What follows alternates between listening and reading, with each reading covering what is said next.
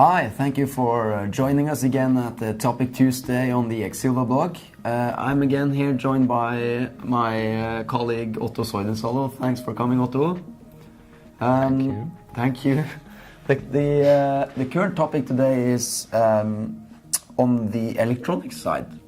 And the development is going rapidly. It's going really, really fast. And all the trends now are going in the direction that we want smaller devices, we want slimmer devices, they need to perform better, they need to have a better battery capacity. What does all these demands from me as an end consumer, how do they challenge the development of these materials?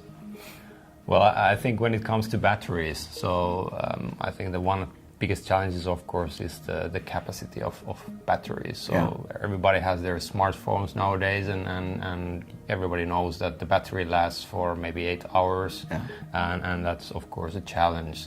So to make small batteries with a high capacity, that's the current thing. What type of challenges do you see then when you're making batteries with high capacity that's smaller? What's typical challenges about that? Well, the biggest challenge is how to control the heat.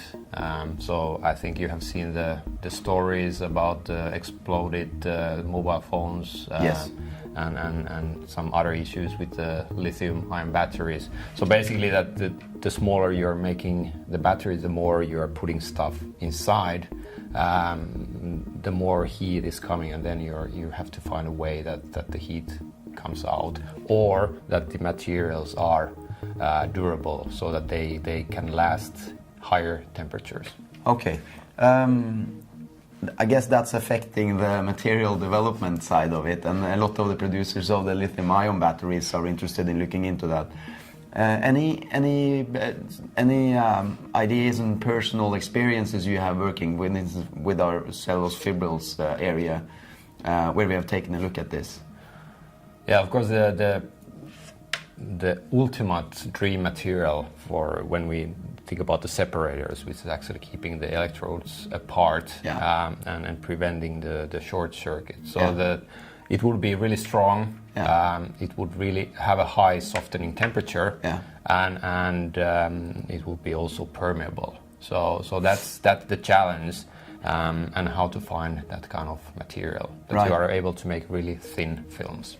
We have made some testing on the material that we typically work with during the days here, and we have also made a bulletin based on this, which you can download on this video blog right now. It's the mechanical properties of the cellulose fibrils. Well, I think that the most interesting thing is, first of all, that cellulose fibrils, that they form a film. So I think many people don't think about it, that the tri-product, that kind of insoluble fiber can form a film.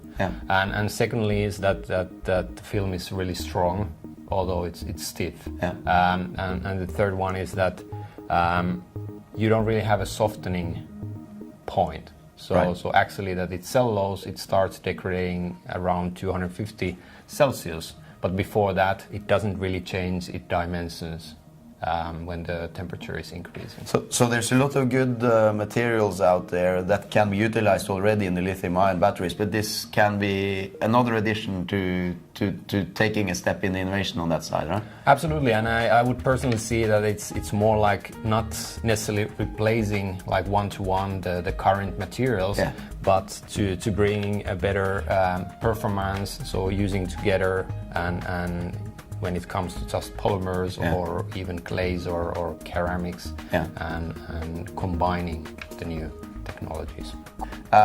We thank you for following us today on the Topic Tuesday, and then see you again in 2 weeks' time.